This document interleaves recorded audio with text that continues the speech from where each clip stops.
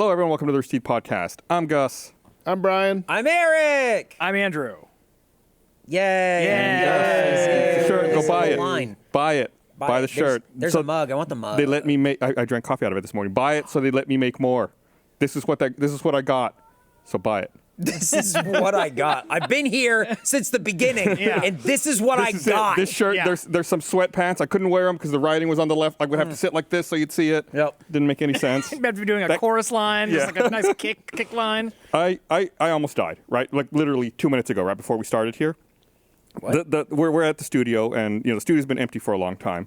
And when you got here, Brian, you commented on how clean the bathrooms were. Oh, just, mwah. And before we start, I normally go and take a pre-podcast piss. Sure. Way to go. I walked in there. I was like, we only got a couple minutes before we get started. Run out to the bathroom.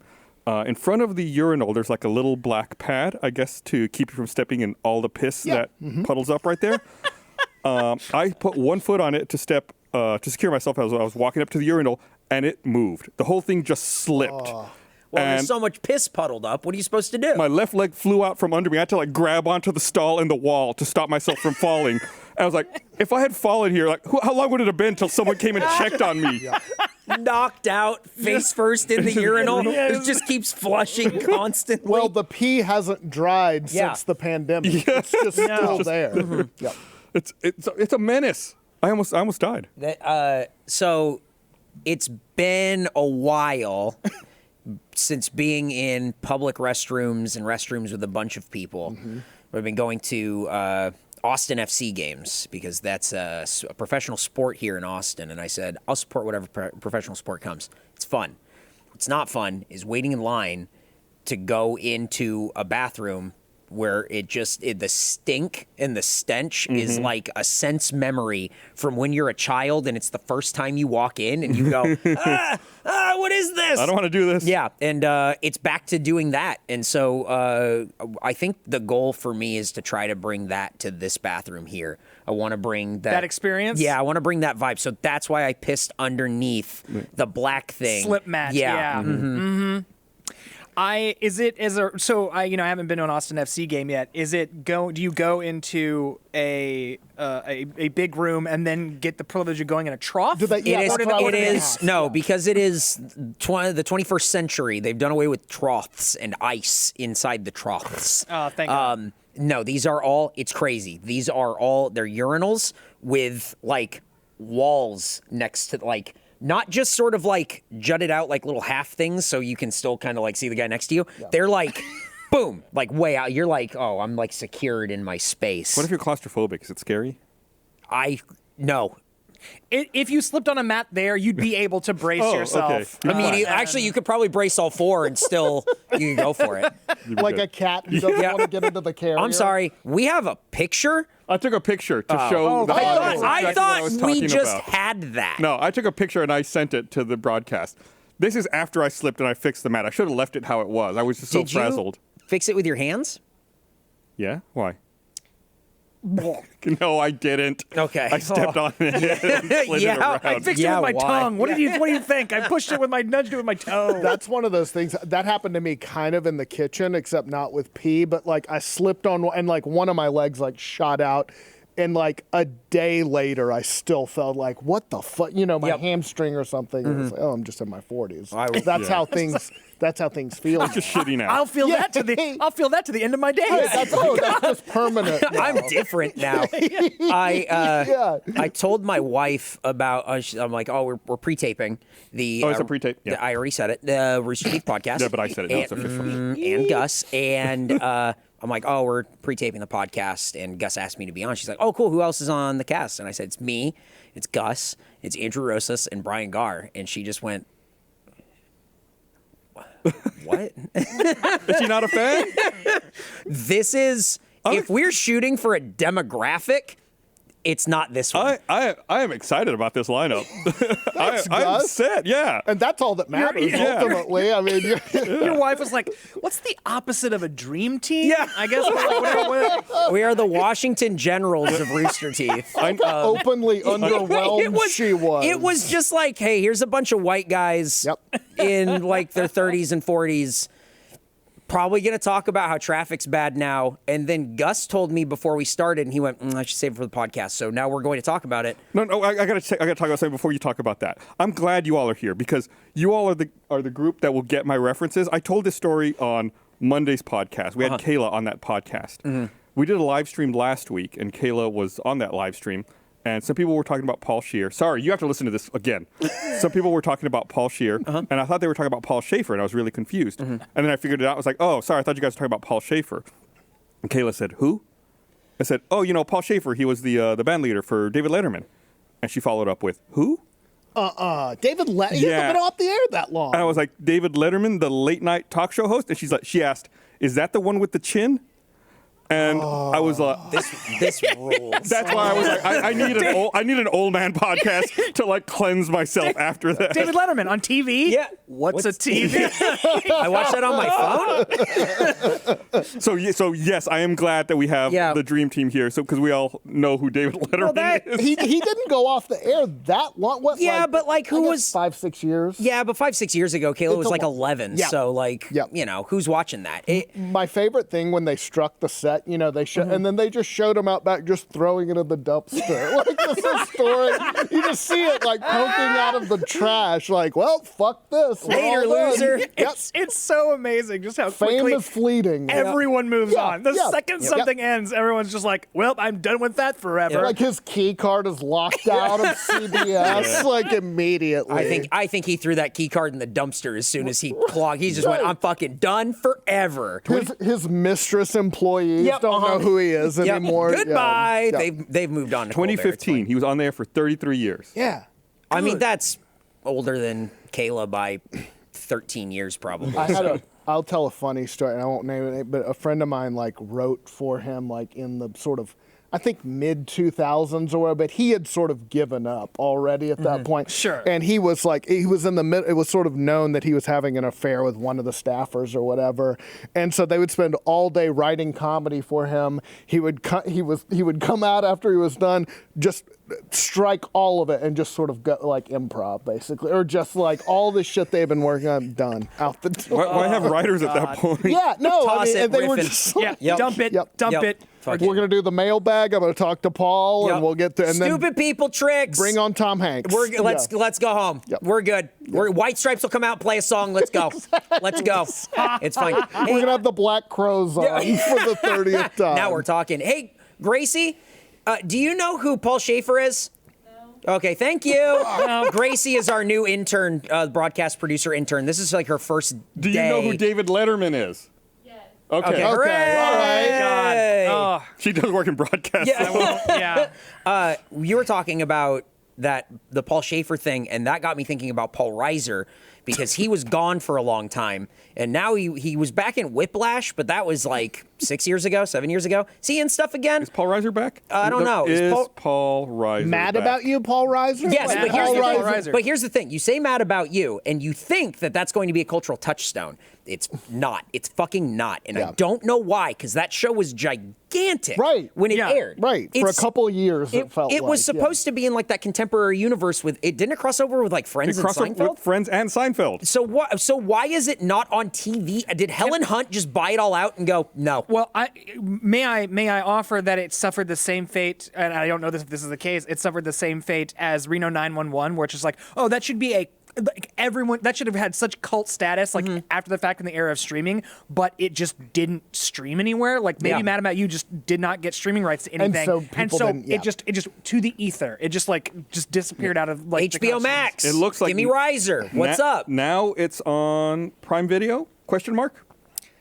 See, Love that confidence. You put Mad About You on Netflix or an HBO Max, people will pick up right where they left off. I love It'll- that. Yeah. I love that it's a shared universe with Friends. It's insane. Seinfeld, Detective Munch from Yep. SVU is on for some reason, like to solve things. Phoebe, Lisa Kudrow started on Mad About You. That's right, okay, As the waitress who was like, I'm a Ursula. little bit like this, yeah. And then that's Phoebe's twin sister in Friends. Right. Got it. And then also, I think there's like a crossover episode Like at like the beginning. Yeah, I think Helen Hunt goes to the Central Perk. Yes, and then she tries to order from Phoebe, but like Phoebe doesn't know who that is. Right. Hey guys, what's up? We're all in our mid-30s or later, so thank you for watching Rooster Teeth podcast. And then Kramer even has a pop-in on a Mad About You episode. That's awesome. The slide in. Yeah. Yeah, I think he deals with a heckler in that episode. Man. That was not available on Amazon for some reason. That's weird. I keep searching for it, but I'm finding a different thing. Yeah, and no wonder it isn't streaming anywhere. They went scorched earth on the entire series because of that one episode. Wild. That's good. I like this. What are we talking about next? Hill Street Blues? I mean, man. what's on the Rockford docket? Files? Cop Rock, Reno Night. Pop Rock.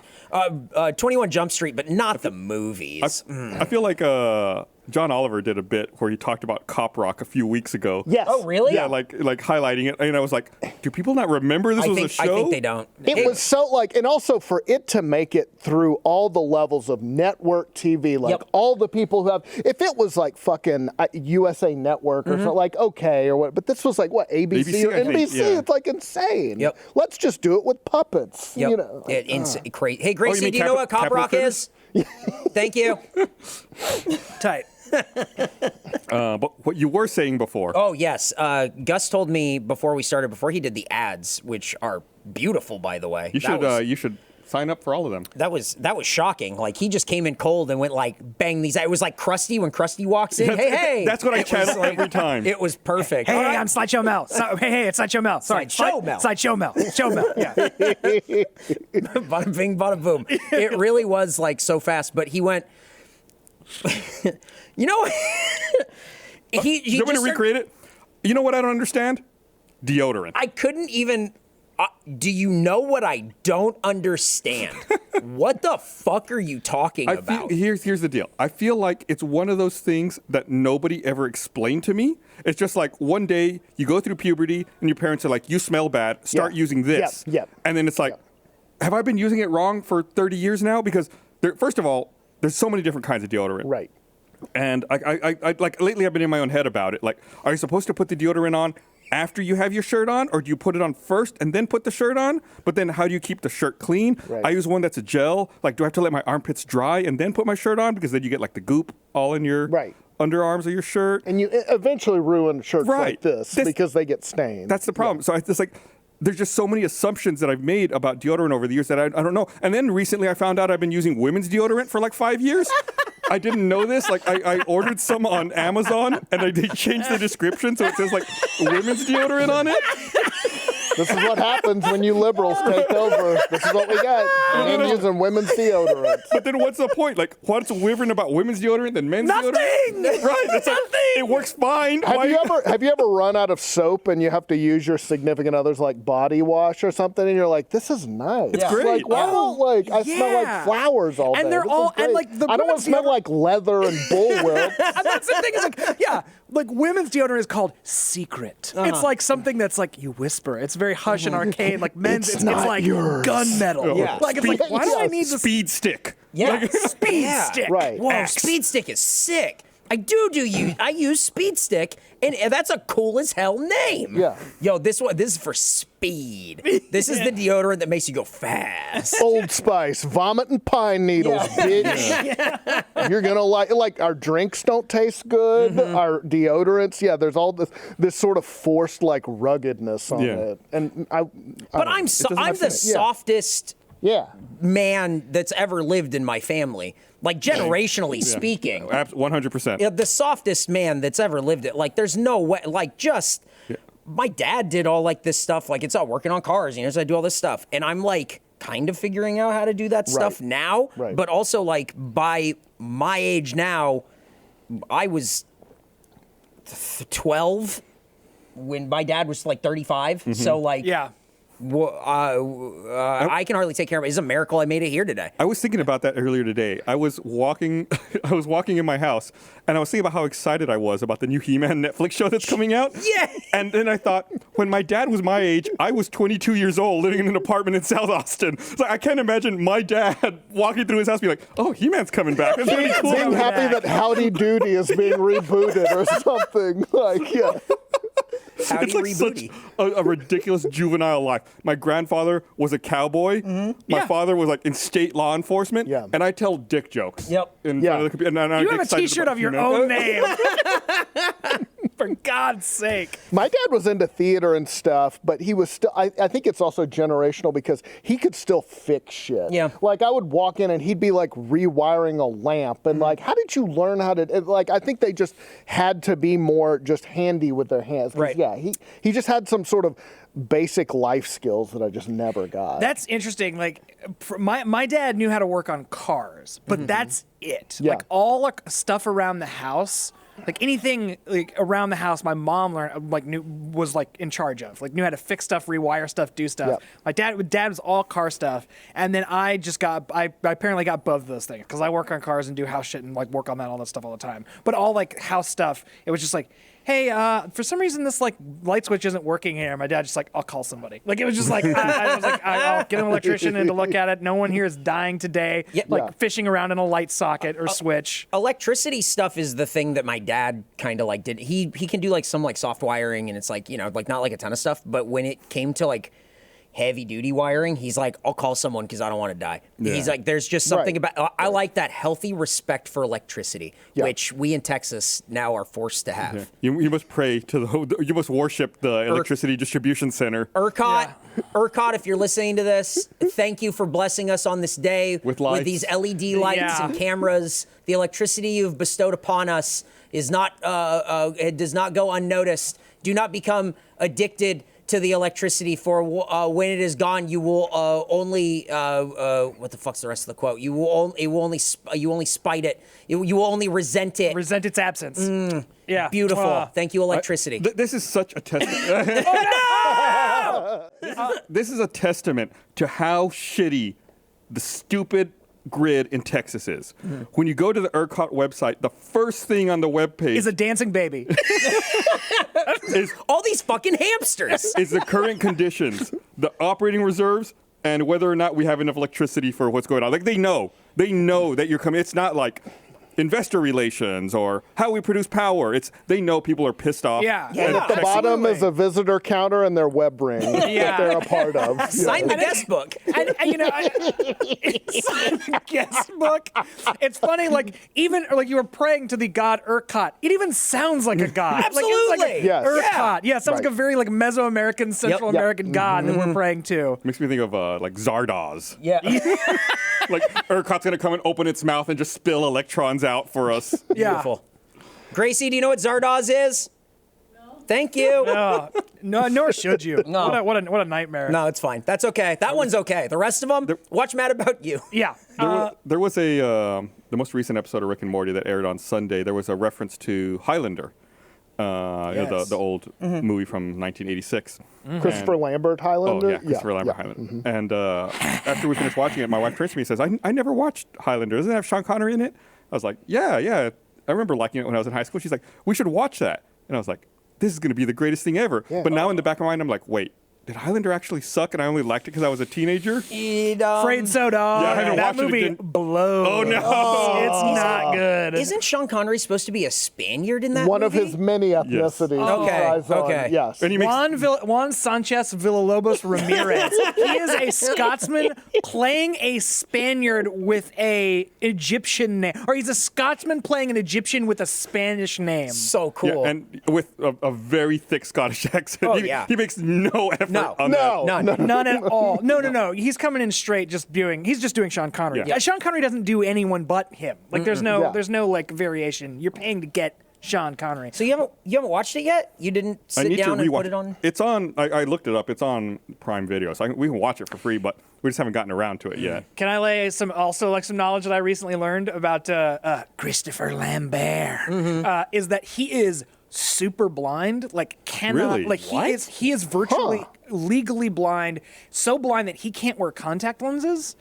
Like he has to wear glasses. So if you watch Highlander and any of the Highlander sequels that he's in, his sword fighting is absolute fucking dog shit because Wow. he is not allowed to wear glasses, but still has to fight with swords. So it's a lot of like editing to cover up the Yeah. fact Right. that he cannot Right. see 2 inches in front of his face. Have you ever heard that they hooked up car batteries to those swords to make them spark when they hit each Hell other. yeah. And they had like the wires running down the actor's clothing. That's the Sounds safe as hell. coolest thing I've ever heard. That's like when they went, there's like 28 Milo and Otis's because we just kept throwing them in rivers. And it's like, that's, what the fuck? Yeah, we hooked up these swords to car batteries. Oh my God, this must be the same guy. This is those like Buster Keaton sound effects, or special effects where it's just, the hole in the window falls. Really appreciate the Buster Poindexter reference. I was like, that was pretty good. I like that. It's okay. No one understood what that was either. Not at all. Back there, who are the New York Dolls? Do you know? Oh no! Oh, say yes! Very influential. The hooking up a sword to a car battery is an idea made of cocaine. That is just Yes. we are, for this special effect, we are going to give you a katana, hook it up to a car battery, and run the wire down your shirt. And now you're going to hit each other with these swords. Ready? Action. And one of the guys can't see. One of the guys is blind. Can you imagine the bad guys in the movies? They're just holding it like that. Incredible. Yeah, it's bad. But I hope it doesn't rain during the shoot. I would love to have been like the insurance underwriter for that movie. Like, wait, what are you guys doing out there? That's pretty bold of you to believe that they had an insurance underwriter on Highlander. It was like a major. There's a lot of weird things about that movie. Like you said, Christopher Lambert's. I didn't know that. Yeah. He couldn't speak English. Queen was signed up. They were supposed to write one song. Freddie Mercury loved the concept so much. Queen wrote 3 songs for the movie at like the height of their career. Yeah. That's so cool. By the way, Princes of the Universe, the song, like the main song from that movie, is a fucking jam. That's it on rules. That's on rules. Yeah. It's pretty awesome. It's Princes of the Universe, Who Wants to Live Forever, and Just a Kind of Magic. I think they're the 3 songs they came up with for Highlander. I think that's the order of their rocking also. Absolutely. It's like Back to the Future and Huey Lewis. You got Power of Love, and then the quality diminishes exponentially after that. Yes, Back in Time doesn't have quite the same zest in the chorus. If they could have, they would have made a Back to the Future 4, right? Oh, I don't know. Man. You don't think they would have? 3 was... 3 sucked. 3 was terrible. I hated 3. Yeah. 3. That doesn't matter at all. I feel like if it would have made money, they would have made it. I don't know. Definitely would. Are they going How to did reboot 3 it? do at the box office? Because that really depends. Because I feel like 2 just printed money. Yeah. And so like Because we were so excited after 1, and you had to wait. because you actually got the be continued because they were their Babe Ruth calling their shot. Yep. With the first one is like this is going to be enormous. So we know we're making a number 2 after this. Yeah, they filmed 2 and 3 simultaneously. I remember that. Holy shit! Well, then they knew. They knew they were getting 3 movies out of that thing from the get-go. That's so awesome. Back to the Future 2 box office was $336 million. Back to the Future 3 was $246 million. Okay, So it dove quite a bit. It's still a blockbuster, huge blockbuster for, 1990? Yeah. But it was kind of their rise of Skywalker. Like, you can kind of see. Like, It was the best one. Yeah. The movies went 389, 336, 246. It's like, Ooh, that jumped Dude, 100 mil. 389 for the first one? Yep. in the late 80s, that's a good... In the Or the 80s, mid-80s, maybe the 86, first yeah. one. Yeah. Like, on a new IP, man. That was the movie, though. Yeah, big The fucking fucking movie. Big time. Michael J. Fox was established, but wasn't like... Yeah, but Family Ties. I mean, but he wasn't he was like the Republican son that was just sort of like the punchline of the show. Right. He was also the replacement for that part. Yeah, because they shot it with... they shot like the whole movie with... What's Was it the guy's Eric Roberts? redhead. name? Eric Stoltz? Eric Yes, Stoltz. Eric Stoltz. I always That's get it. those two confused. And Ralph Macchio passed on it before that. He was Did he like, really? I didn't get know it. He that. was like, it was a kid in a time traveling car. He was just like, Yeah, why would you want to do a movie about a kid who can time travel? Boy, that sounds like it sucks. Yeah. he had broken. See Flight of the Navigator. Ooh. Time traveling kid movie that. All right. He Oh, wasn't, man. but he had kind of broken out on Family Ties. But even that, like Meredith Baxter Birney was like the big name, as my parents always reminded me when I was just, couldn't stop talking about Alex P. Keaton. There, Yeah, but she like- was the big star. She was the big star. And then the dad was in Tremors. Oh yeah, Michael Gross. He's been in all the Tremors. And all the Tremors He's been the Tremors keep showing up around this fucking guy. I think he has something to do with the Tremors. He might be a real Tremor magnet, if you ask me. God, I think he might be the actual Tremor. I think This guy is the callus coming from inside the house. He's the He's Tremor Prime. Man, that guy, like the past 30 years has just like written his whole dinner ticket on the Tremors franchise, and good on him. Yeah, Congratulations. Yeah. Tremors 1 fucking rules. It was a great movie. Tremors rules. Gracie, do you know what Tremors is? I'm scared to say no. But That's fine. Don't be scared. Tremors is a great example of like a very unique time in movies where you could have something that was both like a little bit of horror, a little bit of action, and like comedy that was like campy without it being like soy banter garbage. Kind of post Gremlins where you could have a little bit of everything. Yeah, you could have a little bit of everything and it worked. It just it worked magnificently. There were a few movies like that. Like I think of the ones that come to mind are like Critters and Child's Play. Yeah. It's like kind of like a mashup of all of these things. And Well, and horror movies were so big in the 80s that it felt like they started adding, or someone would add more. Well, it's like you'd add a little more, comedy. Comedies were huge in like the 70s. I think that's the big thing is that through the 80s, like that horror genre kind of took off, but it's like it had so much hangover from like the 70s with like these like with just big comedy stuff that it was so easy to just go, well, you don't have to have all these scares. It could sort of be funny, and it worked. I think people were just really Police Academy was a whole fucking franchise. They made like 6 of those. There's so many. Right? And like the premise is these guys suck at being cops. Yep. Wow, really? Who could have foreshadowed any of this stuff? Well, and you had Nut Steve shit. Gutenberg, who was the just a Goot, rocket bro. attached to his back. I Yep. mean, he was huge. This is my favorite episode of this podcast. this If you're 35 or older, you probably love this. Yeah. Hopefully. Oh, man. Us yelling at the intern reminds me. Of a couple of years ago, I was at a Giants and A's game, like at San Francisco, and it was a thing where they were quizzing the audience, and they got on a couple of young like girls in their 20s. Who is this band? Name the band, and they played Power of Love, and they had no fucking idea, and the whole stadium was just outraged. Like they booed them. Speaking They of, needed a police escort to their car. So mad. Yeah, it was like Get out! it was like the Giant Steve Bartman, basically. Like they had to. after I was talking to Kayla about David Letterman, I was telling a story about Roger Waters, and I said, "Wait, you don't know who Roger Waters is, do you?" She said, "No." I said, "He's it was with Pink Floyd," and she goes, "Was that the band that sang 'Pour Some Sugar on Me'?" That's awesome. Nope. That's No, so Sick. cool. Def Leppard. Totally Fuck different. Yeah, fuck yeah, fuck yeah. Yeah. I'm playing the drums. We love to see it with one arm. Yep. That's so cool. Very good. That Very guy, way to go, Def Leppard drummer with one arm. That drummer is a testament to that band's unwillingness to have uncomfortable conversations. You know what I mean? Because, like, I feel like... Yeah, it's like, can you name the most conflict-averse band? I can. What is it? Yes, exactly. He can't do the job anymore. I'm sorry. He can't do it. But he probably started it with them in Cornwall or wherever it started. I wouldn't want to have that conversation. I wouldn't either. He can stay. We're Def Leppard. We're not Rush. We're not fucking Led Zeppelin. It's fine. Can he keep a beat? Yeah. That's fine. Great. We'll get him a bunch of pedals. He'll learn how to use his feet. It's fine. Oh, man. I know you're doing stand-up again, and I don't know that there's a whole big wheelhouse for Def Leppard bits anymore, but fuck, man, you got to put that in something. That was fucking good. Being out of sync has never stopped me from being... Having my finger as far away from the pulse as I possibly can has never deterred. Show of hands, Def Leppard. Hello? My stand-up philosophy is 10 of...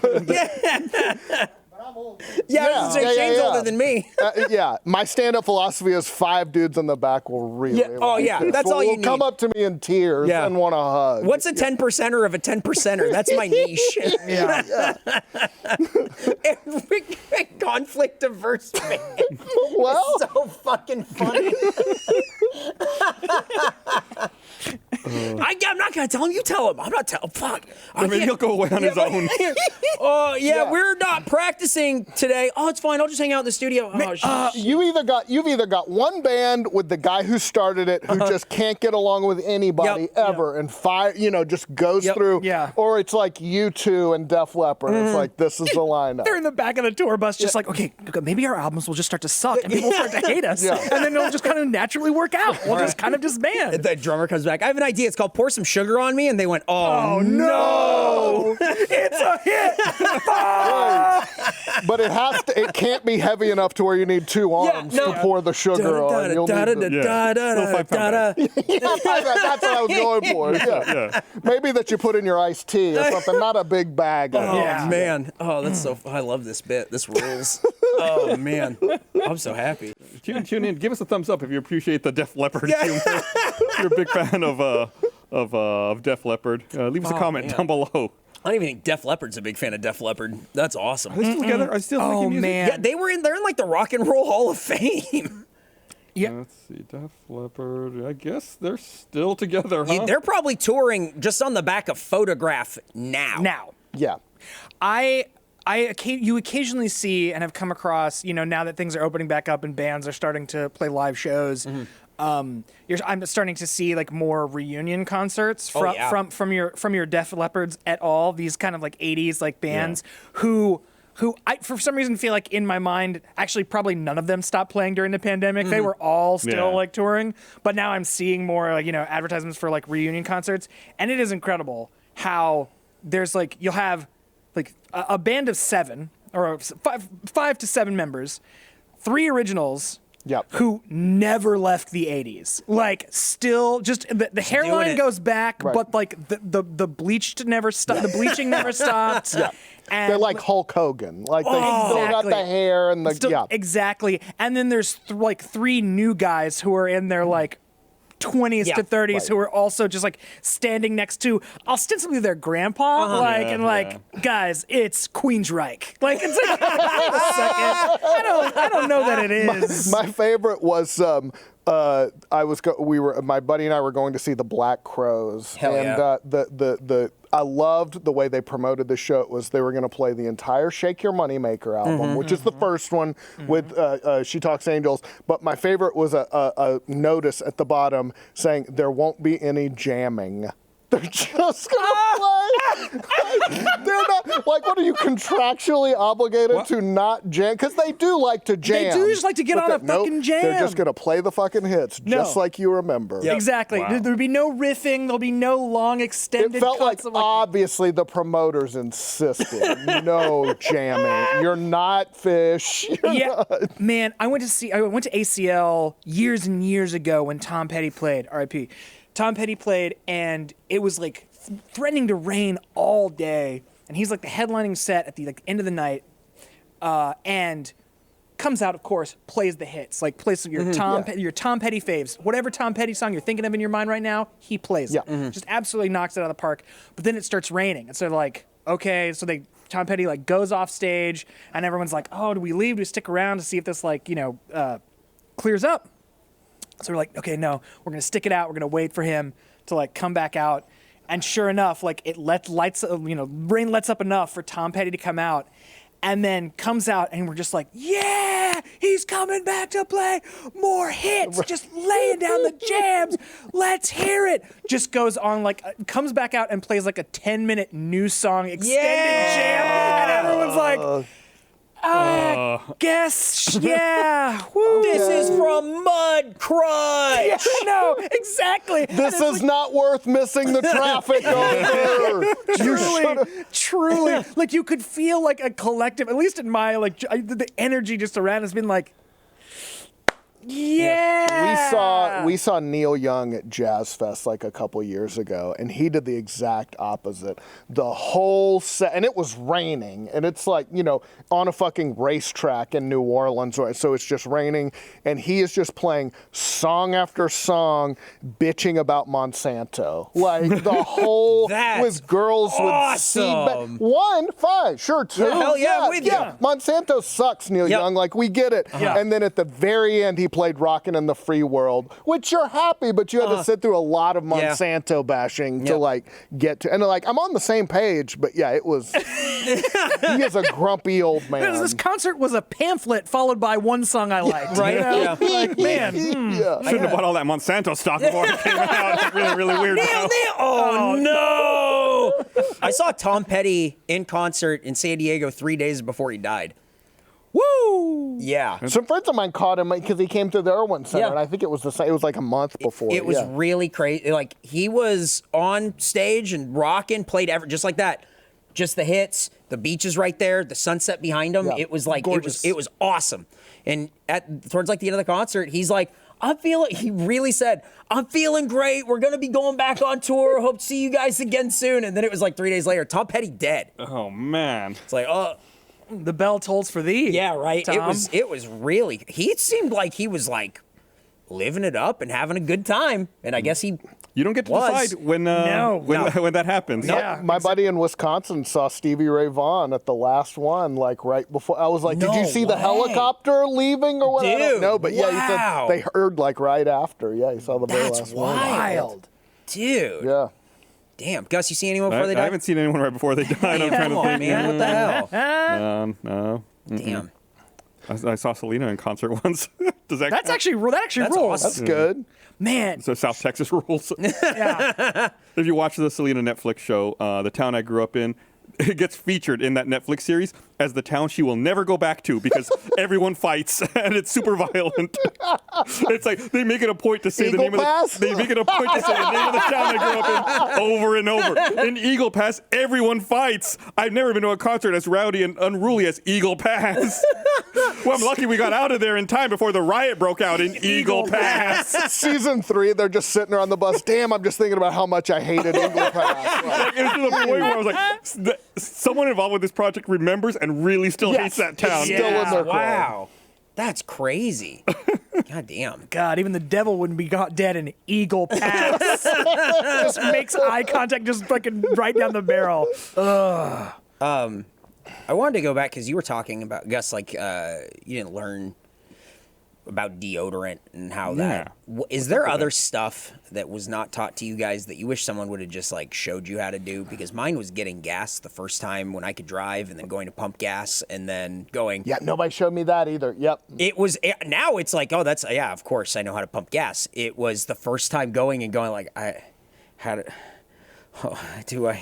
Just nozzle goes in mouth.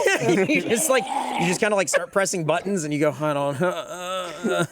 And I've done all the parts where it's like, well, go inside and tell them you want 30 on number 7 or whatever. So I've done all that. So I went in and did that, and then I went back and then just kind of looked Just at it kinda for a stared second at and the- went, How do we start this? no one showed me how. I just don't know how nobody showed me how to pump gas. Yeah. Can I sit in the back seat while somebody pretends to be my dad? Yeah. Fills it up. Yeah, I don't remember the first time I pumped gas. Like I have no recollection. I mean, at some point I I, do. had to have Terrifying. Yeah, at some point I had to have learned it or done it or watched some to like, yeah, I'm doing this, right? But yeah, I don't know that there's. I'm trying to think of other thing, like another thing that like I wish somebody had just like sat me down and been like, this is how you do this. I do remember someone actually showing me how to balance a checkbook. I think the very day that stopped being a thing that you needed to do. Like I would say, it's like my mom was like, okay, this is how you balance a checkbook, and here's a debit card. You'll never need to learn how to balance a checkbook. Well, it's September 10th, 2001. I'm going to show you how to balance a checkbook. And then the next day, the world changed. The world changed forever. I got put on the spot having to pump an gas. old show. Because I was going, like, there was this girl from, like, church, and we were, like, together, but, like, I guess boyfriend and girlfriend, but, like, you know, whatever that entails. We were with her mom. She was driving us somewhere. She pulled in the gas station, and her mom was like, oh, Brian, can you pump the gas? No, same thing. Like, I knew to get the pump out, and I knew to and she popped it, and I looked at her, and I was like, is this how it works? And I squeezed it, and just gas. I don't think it got her, but she screamed. Of course. And, like, got out of the way, and I was like, oh, okay, that's how the gas works. And then I sort of filled it up, but that was the first time I pumped gas. What got me thinking about that beyond the deodorant thing, have you seen what's happening in Oregon? Do you know about this in Oregon? Oh, the heat? Folks, let me tell you about this. In Oregon, it's like 113 degrees or whatever. It's insane. But in Oregon, you can't pump your own gas. Oh, right. They have like a gas station attendant thing, and that's like the law. New Jersey as well, I think. Yeah. Yeah, New Jersey Really? the same way. Yeah. I didn't know that. There's a couple So states. there's signs. I just saw it. I mean, I saw it on Twitter where I get all my news. A sign that was like, "You have to pump your own gas. Here's how you do it." And it's like 7 instructional steps. And I just thought, that's more than I ever got. What the hell? What the hell? it is truly, I feel like it's baffling people. Like Yes, people it who is. have lived Yeah. in Oregon their whole lives, never pumped their own gas, No. are like, just someone handed them a ball of Christmas lights. They were just like, here. They're like, what? Fuck. I'll just drive until it runs out of gas and walk. Just sell it and get a new car. Yeah. Does this car come with gas? Do you put the full tank in it? Thank you. I'll just keep renting cars. Yeah. They have to fill them up before. In New Jersey, it's just a guy in a purple suit who you have to tip. Like, Yeah. otherwise, there's... I think it was like one of the cut subplots from Sopranos was them like honing in on the gasoline Yeah, business. yeah, The yeah. pumping gas. The no-show contract for showing up to pump gas at a Piggly Wiggly or something. What we talked about this a little bit. What do you think of the All Saints Day, Yeah, Newark, whatever? they released that trailer for I can't remember the many Saints in New York. Is that what the it's many. called? Yeah, I think that's Yeah. what it is. I was a huge Sopranos fan. Yeah. I was very ambivalent to the idea of this movie, and after watching the trailer, I feel the exact same way. Yeah. I don't know necessarily who this movie's for. I'm excited, I guess, question mark, to watch it, but I don't know. Like, The Sopranos wasn't necessarily about like the violence and all this, Right. like all that action It was stuff. subversive to the plot of what you would think a gangster show would Right. be about. It was all about like building the characters and that real slow burn of the way the characters interact with each other. And I'm just scared of how that's going to translate to a 2-hour movie. Yeah. And that's which isn't to say that's not enough time to build plot and characters. Just like that's not that's not what I'm used to after all those seasons of the TV show and everything just being like excruciatingly long. Are we going to see Tony dream about a fish talking to him or not? I mean, Well, like so the movie is the prequel, right? Yes. It's like Yes. the prequel. What's so interesting about that is that it's a prequel to a story. Well, one of my favorite things about The Sopranos was that it was just like one of the most fascinating things about the show was that it was a study of this like lifestyle and this group of people who were being phased out of like this like mob lifestyle that they wanted. Yeah. Like they want like especially the very beginning of that show is them quoting like movie lines from like classic gangster Yes. movies. It's like in a world that was just like they were aging out of, like, or that they just like this romanticism they had about the mob and the mafia and everything was just kind of leaving them behind. Like the world just leaving them behind. Like that world was dying, and they wanted so to do a prequel feels like a weird like. In my mind, like antithetical to what the show is about. it These seems almost people like- who were like just separated from the world they wanted. it's almost like it's only set up for failure in my mind. Yeah. Because especially like you're talking about this prequel, they're talking about these characters who were besides. I mean, obviously, I think it's going to focus on like young Tony Sopranos, but it's focusing on like Dickie Moltisanti and like like the older Tony Soprano or Tony Soprano's father, I should say. Yeah. And it's like these characters that you never got to meet in the series that are held up on like pedestals and in Right. such high regard in the Right. series. Like, how are you actually going to show these characters to people? Right. Yeah. I think that the thing I liked about the show is that it felt like it was a bunch of guys who their dads all sat around busting each other's balls and told like these grandiose stories, but they all knew it was bullshit, and then them as kids had no frame of reference for Yes. it being Yes. bullshit. Bullshit, Yes. yeah. So they all believe Believe that it. that's really what it was. So now they're like in it, and it's not that, Yes. but it's Yes. exactly the same as what their dads did. Yeah. They just don't know. Yeah, it feels like, that's what I always felt like the show was about, them trying to act like how they think they're Yeah. They're supposed to. Exactly. Yeah. Yeah. It's what all- about it's- Gary Cooper? What about Yeah, yeah. Godfather? Gary What about all the... Cooper. And then when they do it, like when they kill Pussy, like... Tony has major PTSD, obviously, Yeah. because it's his best. Everyone kind of misses him after and is like scared to say it. But yeah, it just feels like I don't know if deconstruction's the right word, but it does feel like sort of injecting like reality into. Yeah, they have all these legendary figures, and then and his mother going on about what a saint his father Of is. And I course. was like, you didn't say that when he was No, ever. alive. No. You were It's just great. awful to him, and he withered away and died. Yeah. So. I think the big question I have, and I think I said this to Eric, is I don't know who this movie's for. Yeah. I don't Yeah. know if it's for like diehard Sopranos fans, which I mean, how many are there anymore? Like it's a franchise that's kind of been cold for a little while. Is it supposed to be targeted towards new people who've never seen the Sopranos? In which case, like existing fans aren't going to be happy. It's like I feel like they're in a no-win scenario Right. with making this. I don't know. I'm still going to watch it, Me too. But Yeah, it's like, absolutely. I don't know. I have so much skepticism about The only it. funny thing to me about the trailer was when Tony's school counselor tells his mom that he's like a genius. She just rolls her eyes like, with a D+ average. That's the actress from all those Conjuring movies, right? Yes. She's very good. Wait, Farmiga?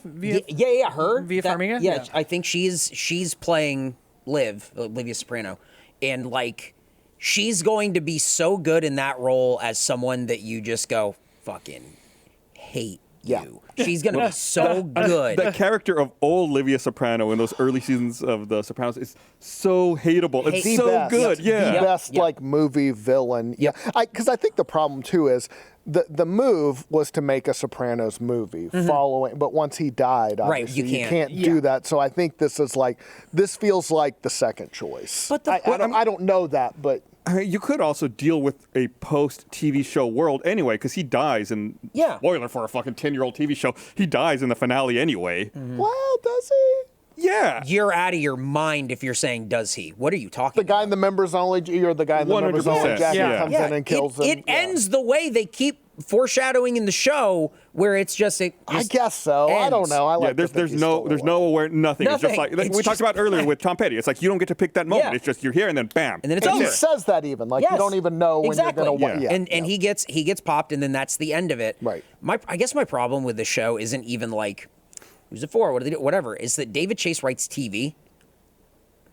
It's not TV. He writes TV that I like. HBO. Nice. That's good. But you're talking 2 hours, two and a half hours, and yeah. that's how long like Mr. Ruggiero's Neighborhood is as an episode, where it's like not focusing on the Sopranos, and that's the best scene where Tony is driving and singing "Dirty Work" by Steely Dan. That's my Dirty favorite scene. Work, It's yeah, the him best. That's my Yeah. favorite scene I think Yep. in all of Sopranos. It's perfect. But like can he do it in 2 hours? It's co-written, so it's not just him. But like. I'm trying to see if there's a runtime on IMDb for There's it. a lot. And well, unless the runtime is 12 episodes, I don't know that I'm going to be okay with it. It doesn't say. You know, it's. But it is, if it's like a super serious mob origin story, that's not really That's what right. The That- Sopranos was about. The least interesting part of the show. It was, 100%. exactly, Yeah. exactly. There are people who fast forward through the Melfi scenes, and that's insane. Hi, welcome to the Rooster Teeth podcast. We're talking about the Sopranos. I was just gonna, Those are great. Those are the best scenes where Yes. they give you the best, like they peel away the layers, and those are the best scenes with that character. And when you want Melfi scene- to tell him, exactly what happened to her, and you're like, just say it, just fucking say it, just fucking say it. they don't give and it to you. and you don't get it. It is gut wrenching to a degree where you're like, how did they make? They're so good at this. How did they make this? Yes. Yep. Because every other show, she tells him, Yep. and Tony just immediately Yep. goes and just tortures Yep. this guy. And Yeah. they don't, and it doesn't give you. Oh, it's so perfect. What a perfect show. Hey, Gracie, you, for this semester, you have to watch Sopranos. Thank you. Also, just like that show, we're rewatching it right now, but what they only show you what you need to see. Yep. Like the French guy who rips off Artie for the 50K. Oh, yeah. But at the end, Tony forgives the debt or whatever, and then you just see the French guy open the door and Furio's there. Yep. And they cut away. That's all you need to see. That's all you You need don't to know. need to see You got it. Furio beating the shit. You got it. You got it. It never insults your Yeah, intelligence. that's not what the at show all. is about. and necessarily again, about. that's not what the show is about. exactly. Like, again, like that. Again, that's why I think that's what's so wonderful and fascinating about that show. And the show tells you kind of what it is from the very beginning, from the very first season. It's just like, like I was saying, like the way they like kind of quote and like romanticize mob movies. It's mob movie. It's not even like the mob, like you were saying. It's like mob movies, like the Scorsese's, the Scarfaces, like all these like things that just kind of glamorize this lifestyle. The show goes to great lengths to show you the very opposite. That you don't get the Goodfellas scene where Ray Liotta walks across the street and beats his neighbor on the face with the butt of a 38 special. Yep. You don't get that because that's not what the show is about. It's about the very opposite of No, it's the Russian guy getting away in the Pine Barrens and them almost freezing to death in a van. Yeah. Eating, like there's just all the ripping up the floor. It's Holly so holding good. out with the Tic Tacs or whatever that he found. It's so Yeah, good.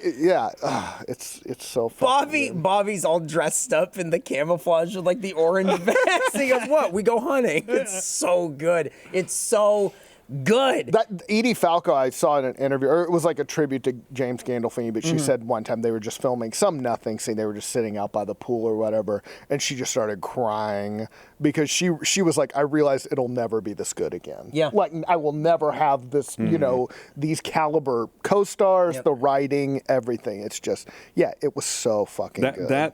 I love The Sopranos, but I hate that show because it helped set that precedent where a TV show might take a multi-year break between seasons. Yes. Oh, yeah. Yeah. Oh, Where it was like, definitely. yeah, we're going to be, when we just finished the season, you'll be back, we'll be back in 2 years. Well, Yep. Gandolfini, I think, toward the end was pretty tough to deal with. I think he was pretty tortured, I think. Oh, And, really?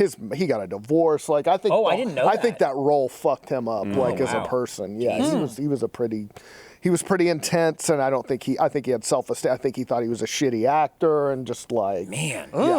yeah. It's crazy it was seeing tough on him in other stuff when he's not Tony Soprano, and you think he's gonna be. He's and then- Kevin Fenner. Dude. Yeah, and then you go, is that how you sound? What is this? Yeah. What's happening? It's bizarre. Acting. Yeah, it really is, man. He's incredible. So that's their section for the Rooster Teeth podcast about this. His son, though, does look Yeah. so much Oh, like, yeah. which is great. I hope he can act a little bit, Yep. because that's such a role, such big shoes to fill. It really looks like it's probably not.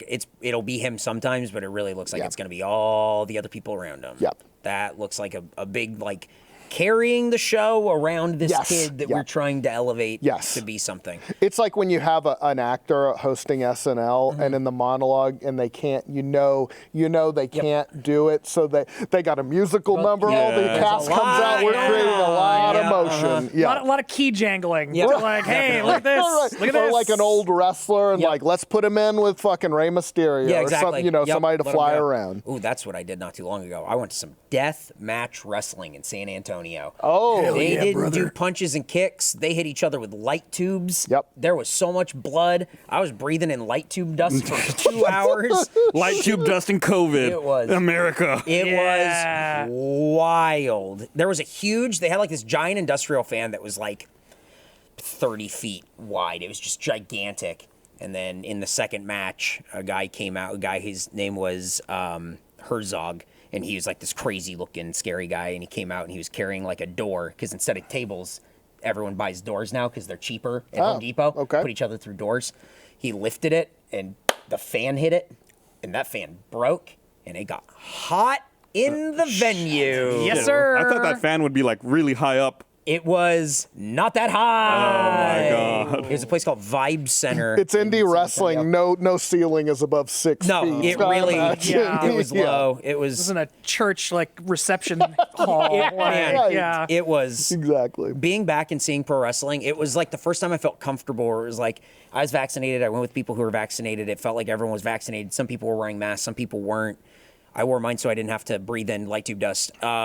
It was like being in like a group, because wrestling fans are like the lowest of the low. They're just like the worst things on Especially earth. indie wrestling. They're man, boy, man, oh boy, yeah. they're the lowest of the low. And I just went, if I'm comfortable being here, I can be literally anywhere. That was a Did you very pee good in the feeling. public restroom there? I did. Oh, you're Yeah. set. Yeah, you're back, baby. You're did back, it. baby. Nature's healed. You're Nature. See? yeah. There have always been like venues when I was younger. I don't do this anymore. I used to go to like bars and like music venues downtown on 6th Street, and I know there were venues where I was like, I am not. No matter, I will piss my pants before I step into that bathroom. Yeah. Like there are places just so foul and nasty. I remember like the old emos on Red River. I was towards the- just about Yeah, to say. Yeah. There's just a bunch of understanding in a room. You just had a room of people absolutely agree. Yeah, like I am not going. I Even will Brian. leave, go to another bar and pee, and come back if I have to. I am not going back there. Yeah, I'll pay to get into another bar, Yeah, right. and go pit. Right. Yep. Like, and it's like, and what's so fascinating is that like emos was so gross. Like as a man, I can go pee and not touch anything that Yep. not me, and I still didn't want to piss in fucking emo. Like I can walk in there and not touch a surface, and I'd still like this. Everything is like wet, but in like not a good way, like not in a clean way. Like, Yeah. and you don't know if it's like, even if it's water and not piss, or it's like that water, I'm like, hepatitis made a bathroom, and it became the emo's bathroom somehow. I was, Yeah. foul. the terrible place. That place was all. If I remember, God, it's been a long time since I've been there. They're closed. They're not even there anymore. It was like all concrete, right? And they had like that trough that they would put ice in. See, that's the move. And, yeah, you and it gotta was put just ice in the but trough, like you said, dude. all the concrete, all the walls and everything, like it was all wet. Yeah. Like it was just Right. like water everywhere. Right. I'm sure there were several leaks in the plumbing or what, probably. like God knows what. When you never let the humidity out and it can just live in the bathroom and it's made of concrete, it just becomes an ecosystem in itself. Oh yeah, Yeah. no, it was just a graffitied Dagobah. Yeah. It was just the inside of that fucking bathroom. Oh, we got cool Yoda living in here? All right.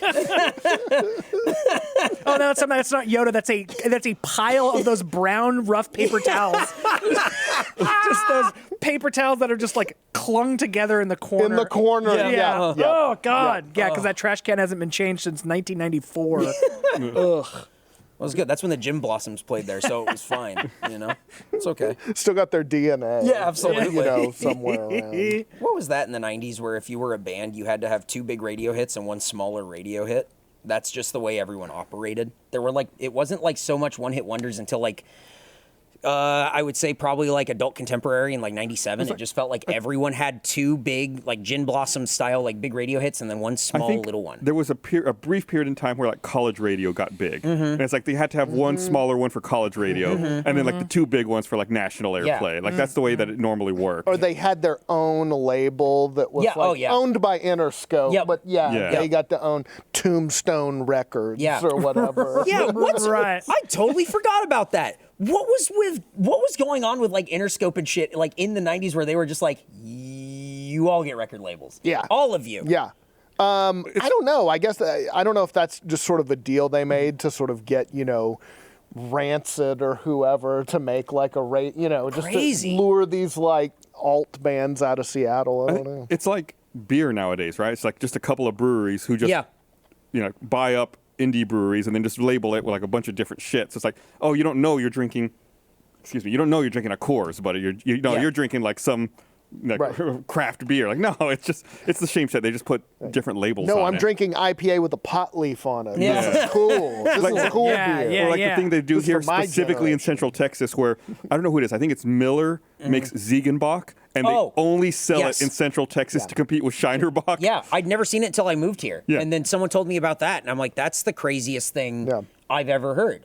That's insane. Yeah, it's like this big multinational company makes a beer regionally to compete with another indie Just brewery. to screw Shiner. Yeah. What the fuck? So if you're into craft beer now, you're really into 1990s record labels. So congratulations. You know what? Exact same thing. You are. That is not I feel like everyone I know who's really into 90s record labels and indie rock is now a beer There's guy. a perfect concentric. Yeah. That Venn diagram is a perfect circle. Yeah, no, right you're now. right, because they all listen to Dinosaur Jr. and won't shut the fuck up. God. Their pavement tattoos are fading. Yo, this is my favorite podcast. This is a good one. They're mad at forward to this. Soundgarden Yes. and Green Day for selling out. Yeah. Alice in Chains could have been way bigger. Could have been way When they were a hair bigger. band. I mean, they had it all, guys. Did you ever see any shows at South Park Meadows before it came a shopping center? Fuck. Saw the Cherry Poppin' Daddies. Oh, A band that should be serving time for their name alone. Yes. A band that should be behind fucking bars. They were huge. They were like a headline. Yeah. Everyone threw mud at them, and they were furious. That's and awesome. Cherry Poppin' Daddies Zoot Suit Riot. go straight to jail. There's ridiculous. We let them get away with that. Who opened for him? Was it Voodoo Glow Skulls? Probably. I just remember Cherry Poppin' Daddies and just mud. People were moshing to Cherry Poppin' Daddies. That rules. The 90s resurgence of swing. Yes. Yep. Squirrel Nut Zipper. Yeah, was on the I mean, that is a desolate wasteland of music. That Cherry is a Poppin' Daddies dark is still time. touring. Oh, of course they are. What the hell else are they Of going course to do? they are. They gotta outrun the law. Of course, they're It's still either this or touring. doing radio. Yeah. It's like, look, listen, Kinko's lets them have weekends off. They can go wherever they want. Yeah, absolutely. Oh my gosh. They all work at the same like staples, and man, it's tough on the weekends when they have to go. But it is what it is. That's the cherry poppin' daddy's lifestyle. Oh man, if you're out to see the largest collection of chain wallets still being worn by dudes, Was that look From no like further. 96 to 97. I remember that at UT, man, and like going to a swing club Yep. and this dude with the chain wallet and the shirt on and is like just clearly like just relishing the attention they're getting for dancing. I blame ska. I blame ska for these other like micro music trends that come back because I feel like every 15 or so years, ska rears its ugly little head and it goes, this song has horns. And then like dance hall crashers are all of a sudden touring and you go, all right, I guess, whatever. That's just what it is. Right. That's the way it works. And because of that, we get swing music and like all this other stuff. I found your concert, Brian. Okay. What? It was the Horde Festival. Yeah, the Horde Festival. August 23rd, 1998. Yep. It was the Cherry Poppin' Daddies with Cowboy Mouth opening for them. Cowboy Mouth. Oh my God, that drummer was great too, because he was like the drummer and lead singer. That's awesome. He had And two arms and everything. He was super like positive to be alive, and he was like bald, and we were like, "Get out of here, Grandpa!" But he's like getting the crowd going while he's playing. Yeah, he was great. Was the song Janie Says? Was that their song? Yeah. Janie says, "Turn on the radio." I was going to say, we can't sing that on this show, but I don't, no, it's fine. I don't think they're coming after us for this. I think they're thrilled for any attention they're getting. So they're going, absolutely. they're going, oh, someone remembers. And so they're excited.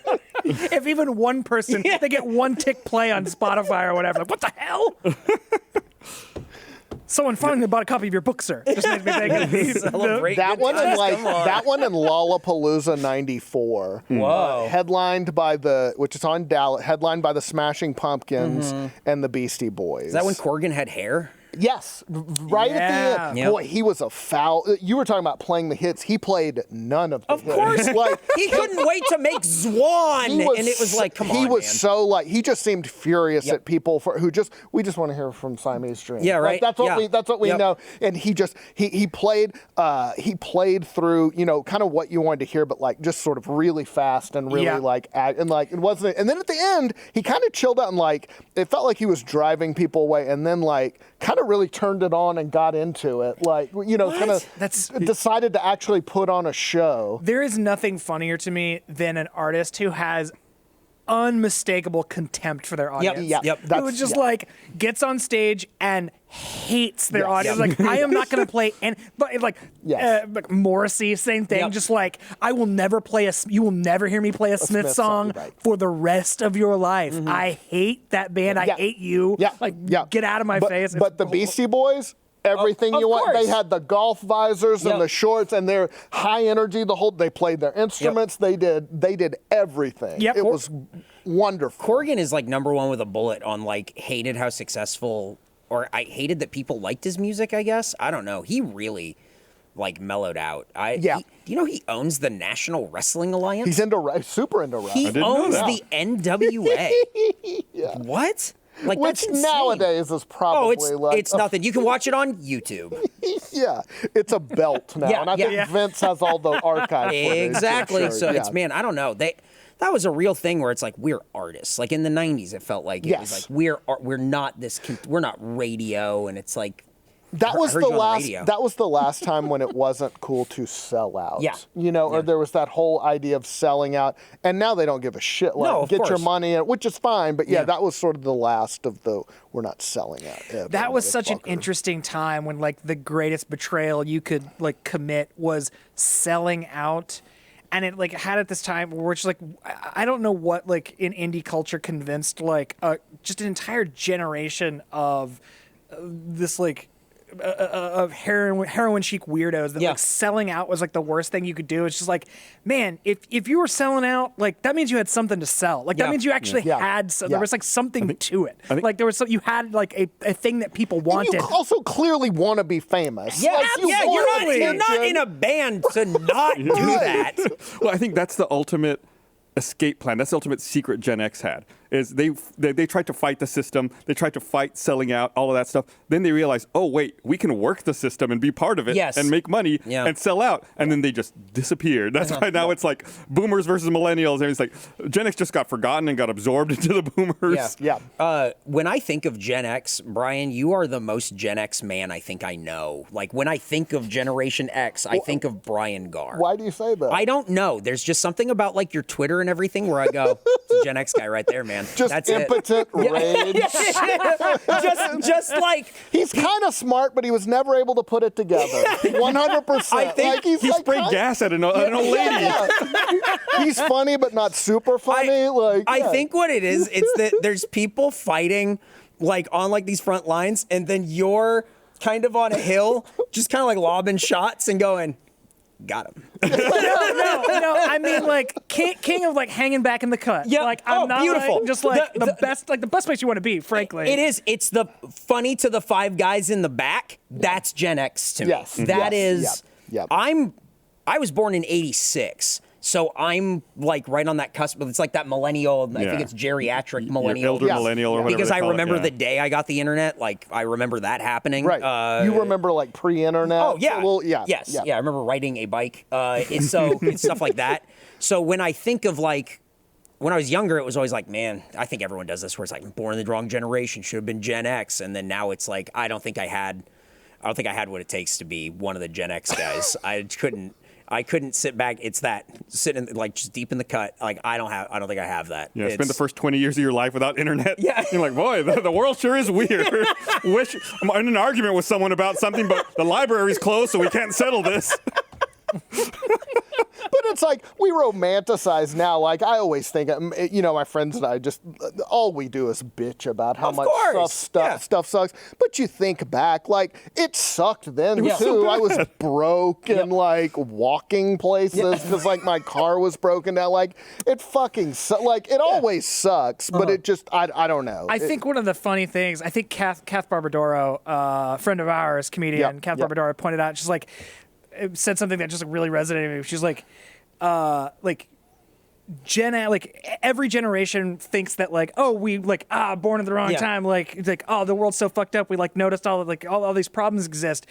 Gen X really feels like they discovered the problems. Like they were the first one who noticed things were fucked up. Yes. It's just like, and wear that as a fucking badge. Yeah. They just like we were the first generation to know that things weren't okay. Like, definitely. like that is something. What did you do to address it? We talked about it. We talked about it. What do you mean we had the real world? What do you mean? What did we do? Puck was there. It's like we got to see things though. I do feel like we saw things kind of change from like the internet coming, but we weren't young enough to like take it, but like we saw the internet change. I feel like we saw comedy distinctly change from sort of pre-Simpsons to The Simpsons, and then after that, it sort of go from like cheesy sitcom to sort of much more ironic, but it just never feels like we were in a position to capitalize on any of it. Or at least that's how it feels like. We weren't sort of young enough for the internet. And it's like, and when we were young, it's like the boomers really had a chokehold on everything. And it's like, we got 3 years of music, to sort of be front and center, and then it was kind of back to classic rock, and that's just how it feels. It feels like we got our moment in the sun, but then it was taken away. It feels like women with Hillary Clinton, like they got that one run, and then it was taken away, and now it's like never again. Never You blew again. it. That was it. That was the start. That's how it feels. Were you born in 80 or 70? 76. 76. Yeah. Okay. So I'm 40. I just turned 45. Okay. Because I'm 84. So yeah, there's like, man. It's amazing what just like that 5 or 6 years. Oh my God, Jesus. Sorry, I'm like going through like because I also remember the day that I got the day I got the internet. Yeah. But it being in that like weird position like culturally where, like you said, like not being able to like capitalize on it or like get your shit to market fast enough or in the right packaging that like It feels like we were friends with people who like made it, but we didn't make it. And also in the 90s, like people glorify the 90s. There was a ton of like 70s worship. It was like all a it was ton was of 70s. like, All it was it was 70s huge. worship. Yeah, all of it. especially in the but like all those fucking Zeppelin made a big comeback, and Eric Clapton was fucking huge, and all that shit. So it was like Aerosmith was still around for some Yeah. reason. Yep. oh yeah, yeah. Yeah. It's weird. I know everything is like 20 years ago is like cool again or whatever. Yeah. But man, the 70s stuff in the 90s was like I remember that. It That's was out oppressive. of it was Yeah. out was of bad. It was- control. Yeah. Yeah, it just like to the point where like it wasn't even like, oh, it's subtly influencing styles and culture and stuff. It's like we are straight up fetishizing the 70s. Oh, Like, this yeah. is is like definitely. uncomfortable how much we're like Yes. worshiping this decade. It was like nothing modern is good. Like Yeah. I remember having a friend, and he was like, "I won't buy any album made after 1980." It was like, Yeah. shut the fuck up. And like what's interesting though is because that's just I feel like that's how history works. It's like like Grease was made in the 80s and worshiped the 50s. Yeah. Like it's like you get this like two That decades 20 back. yeah. You get a 20-year like reference like where like everything was good back then. So now we're in 2021. Yeah. Like Don't you miss the Bush years?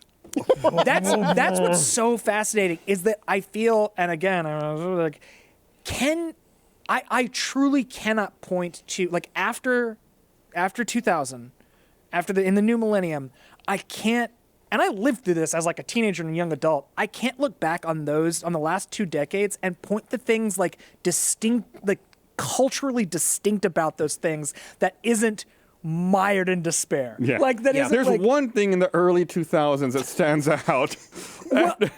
yeah, at the Millions. very beginning, Like 2001. sometime. But I mean, that's what I'm talking about. It's just like we had like a horrendous thing happen at the very beginning of the millennium, and then like 8 awful years followed by 8 more years where we didn't fix the stuff from the past 8 years and bailed out banks to the tune of $5 trillion, and then had the last, like, it really feels like the last 20 years. I'm like, what can we look like? What is going to be like culturally mimicked from the past? 9/11. I feel like 9/11 was just like a test we failed, though. Like as a country, because it feels like as a country, we got like bullied at school or something, like something where it was like clear, like everybody else was like, that sucks, man. Are you okay? And then we just came in the next week and shot up the school. Yeah, like, it and just- just we like absolutely- acted the fucking worst, like the worst, or like tortured a dog to death Yeah. or something. That's how it feels like.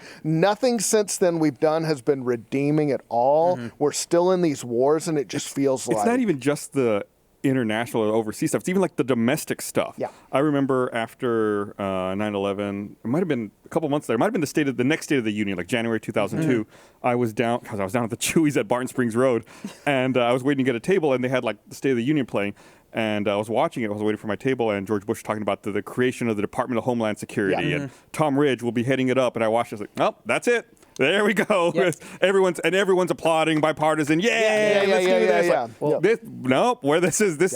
Let's stop. How about we Right. think rationally about this? As we're recording this now, I think they announced that Rumsfeld died. Yeah, Rumsfeld Yeah. dead. Yep. Yeah, and the only tragedy there is that it wasn't in The Hague. Yeah, I mean, like really. that, Truly, yeah, it wasn't for war crimes. pure evil. Yeah, I real hope Dick pure evil. Cheney's just like pumping his own robot heart to try to squeeze out Kissinger another still year. alive? Yeah. Yeah, I think he's still going. No, the I mean, with Rumsfeld biting the big one, it's just like a true archon of evil. Like just like some real monsters are still like roaming this earth. That ushered in some of the worst shit imaginable.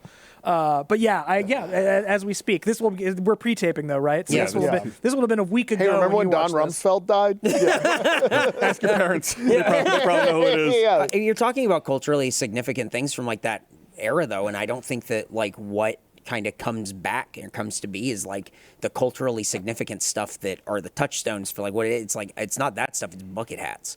You know what I mean? Like that's the stuff where people go, "What was 2000 like?" And it was bucket hats. And bucket hat and white studded belts. Yeah, and it's like oversized Slipknot T-shirts and like the tail end of Jenko jeans. And Like women were wearing backless shirts that were just Yes. a triangle of cloth right Yeah. here. I forgot about that. And It looked they like a were handkerchief. Glorious. Yeah.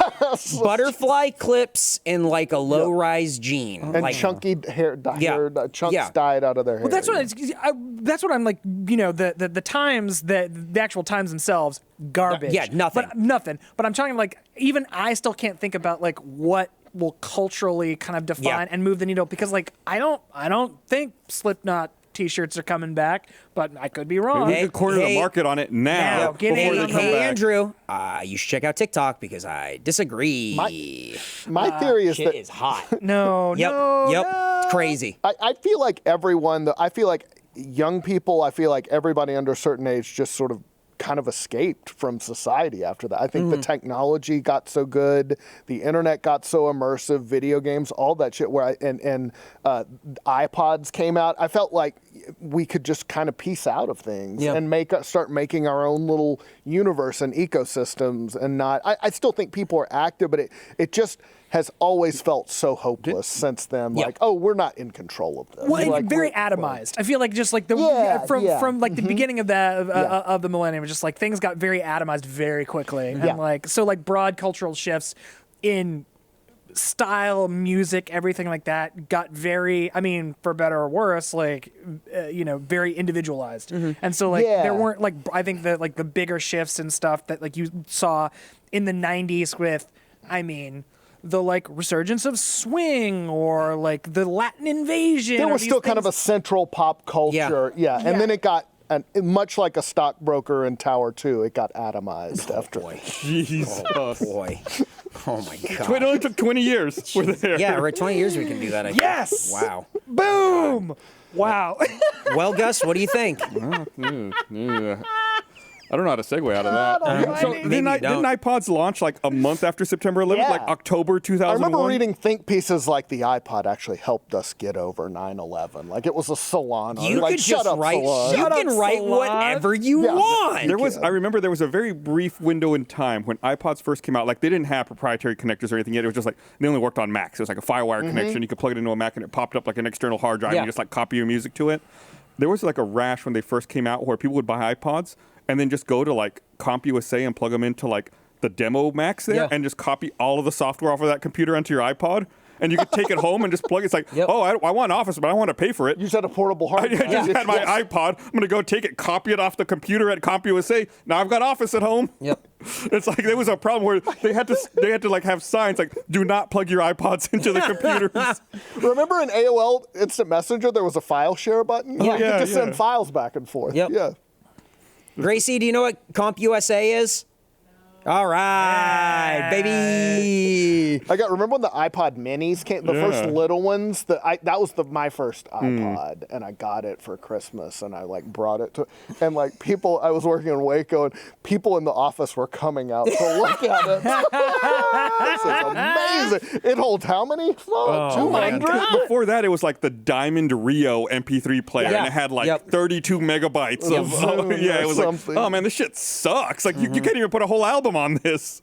And then the iPod came out and just fucking destroyed everything. I remember when it launched, there were so many fucking naysayers like, oh, that's too expensive. Nobody's gonna buy Oh, this. I remember what that, yeah. garbage? Yep. And it's like, and then like 2 years later, it was like there were no other MP3 Right. players on the Ubiquitous. market. I mean, yeah, just absolutely just scorched the earth Yep. for all of their technology. Yes. Yep. They just like absolutely wiped it out. I'm just thinking that this just talk about like the late '90s, like turn of the century. It's wild that that's what it was.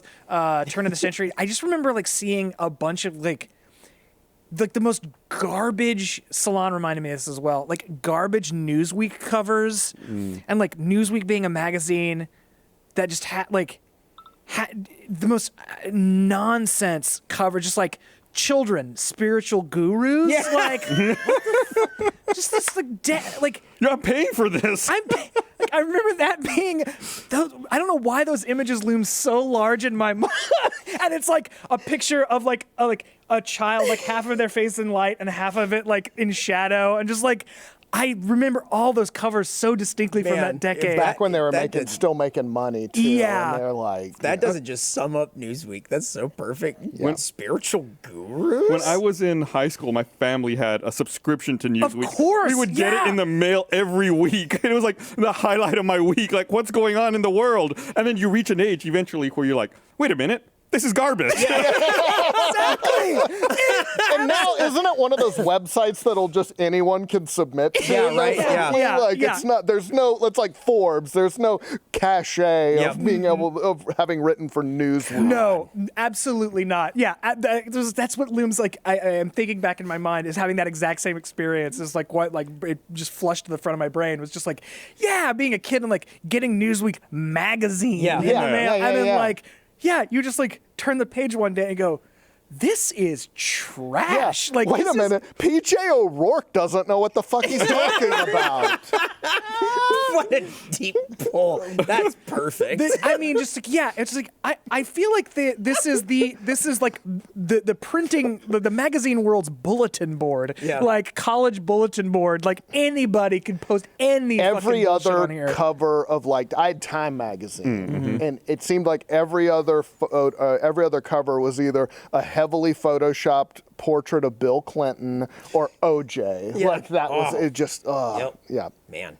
Good Or times. the world on fire. Yeah. You Yes, know, like ooh. the globe. Or covered in burning. oil. Yeah. Alternatively, Yep. Boy, Which one? covered in oil. Yeah. It was either Oh, on fire or covered in oil. Big time. I wonder if that. I wonder if Thank God that we solved affected that. us. I wonder if that did anything to our psyches as we saw that each and every week. Each and every week in our homes, coming to us. Our most impressionable Yep. moments of our lives. All right, Gus, why don't you take us home? We got to end this pre-record. The old I man have cast. celebrating to do. So Yep. Thanks for watching. We didn't even talk about 4th of July, which is why we're having a pre-tape. Oh, I think in a roundabout way, we talked did. about 4th of We July. did. Yeah. All right, we'll be back again live next week. Thanks for watching. Bye.